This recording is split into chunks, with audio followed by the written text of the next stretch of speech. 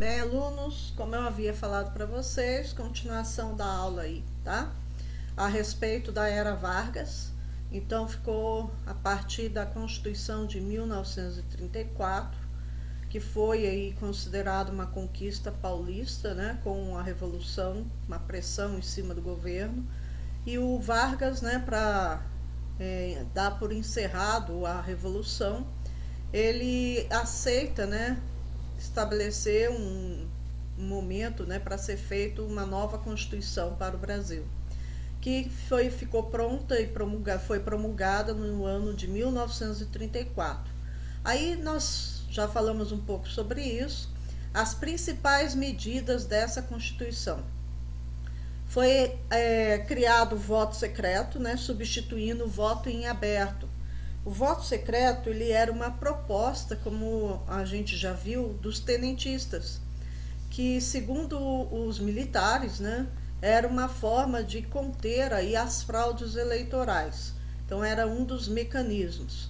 Então Vargas ele vai colocar em prática a proposta aí dos tenentistas, criando o voto secreto, o que vai dificultar, não que eliminou por completo as fraudes eleitorais, mas passou a dificultar, né? Porque os coronéis vão perder o controle sobre aquele seu curral eleitoral, né? Então ele não vai saber mais se o seu, né, vamos dizer aí, seu funcionário ou seu protegido, ele está fazendo exatamente o que o coronel está ordenando.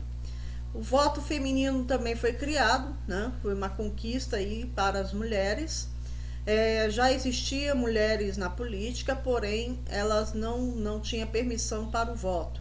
Então as mulheres no Brasil começam a votar a partir do ano de 1934. Também foi criada a Justiça Eleitoral, né, que ficaria responsável por todas as eleições ocorridas no Brasil, desde as eleições municipais, estaduais até de nível federal, tá? Ensino primário gratuito e obrigatório foi criado, também foi uma outra proposta dos tenentistas, né? E esse ensino primário gratuito passa a ser uma responsabilidade do Estado, que vai oferecer para todas as crianças na época de primeira até a quarta série. Hoje seria o ensino fundamental número 1, tá? E seria obrigatório. A ideia aí era diminuir o índice de analfabetismo do Brasil, que era muito elevado. Ele vai nacionalizar, né, através da Constituição, vai ocorrer a nacionalização das minas, né, de mineração, as jazidas minerais e quedas d'água. Então, tudo que fosse encontrado de minas, jazidas minerais, como de ouro, prata, outros tipos de minerais, e quedas d'água, né, como de Itaipu, por exemplo, que fosse considerada ou julgada essencial para o país, deveria ser nacionalizado. O que significa isso na prática? Que a exploração seria feita por empresas estatais, tá? Seria feito por vamos dizer assim, pelo Estado brasileiro. Não teria aí o dedinho de estrangeiros, né? Isso em teorias. Na prática entravam alguns investimentos estrangeiros, sim. Direitos trabalhistas foram criados, né, através dessa Constituição. Tinha sido já estabelecido alguns decretos lá em 1931, né, como o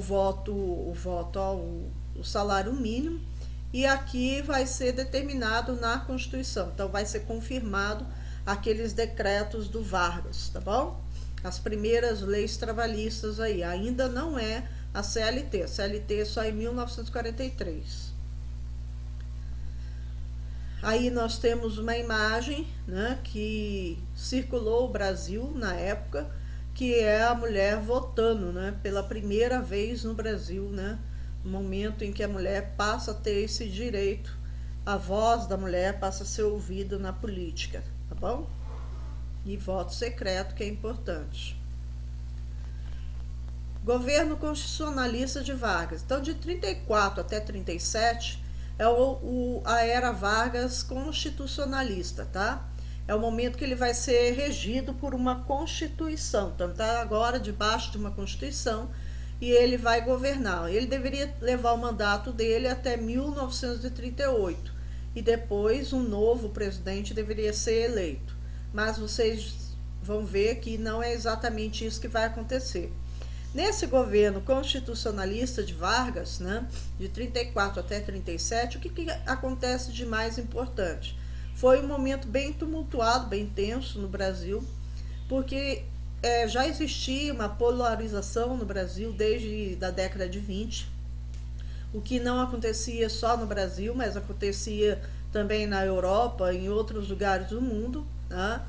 E o Brasil não foi diferente. Então, dentro dessa polarização surgiram dois grupos políticos, né?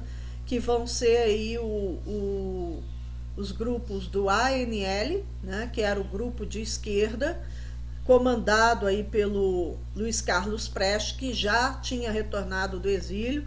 Lembrando vocês, ele é aquele líder da coluna Prestes, que em 27, né, depois de esvaziar o movimento, o enfraquecimento, ele foge juntamente dos demais para a Bolívia e ele vai para a Europa, e lá na Europa ele vai, vamos dizer assim, passar por um cursinho intensivo de comunismo. Quando ele era da coluna Prestes, ele não havia falado a respeito de comunismo. Acredita-se que ele nem tinha se tornado ainda comunista. Só depois que ele vai para a Europa no exílio é que ele retorna já comunista e ele vai fundar o ANL, que significa Aliança Nacional Libertadora.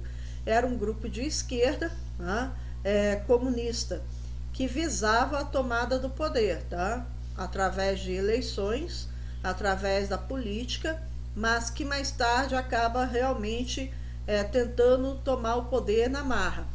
E o AIB, né, que era da extrema direita, por isso polarização, né? O AIB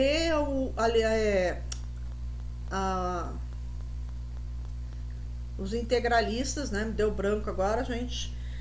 Os integralistas, eles eram fascistas, tá? Ele era de linha de pensamento fascista, por isso chamado de extrema direita. O líder deles era o Plínio Salgado, e eles muita gente pensa que foi um movimento assim, basicamente na capital, né, ou em São Paulo, e que não teve assim uma grande adesão popular. Mas isso é um erro, tá, gente? Pensar assim. Eles foram um movimento bem forte no Brasil, que teve adesão praticamente quase todos os estados do Brasil, até no norte e no nordeste foi bem forte esse movimento, tendo uma adesão aí bem numerosa. Lógico que não foi, né, de arrebentar a boca do balão, mas teve assim uma adesão, acho que até maior do que do ANL, né? E eles usavam as regras, né, ditadas pelo fascismo. Eles falavam sobre o uso de uniforme, a simbologia para eles era muito forte, né? Já vou mostrar para vocês. E eles tinham a questão do nacionalismo exacerbado também, tá? E eu já falo dos detalhes deles daqui a pouco para vocês. E esses dois grupos, eles vão se rivalizar, e dessa rivalização, né, o movimento ele se torna mais tenso, principalmente em 35, com a tentativa comunista de tomada do poder, tá? Vou parar por aqui para o vídeo não ficar muito longo e a gente continua na próxima aula.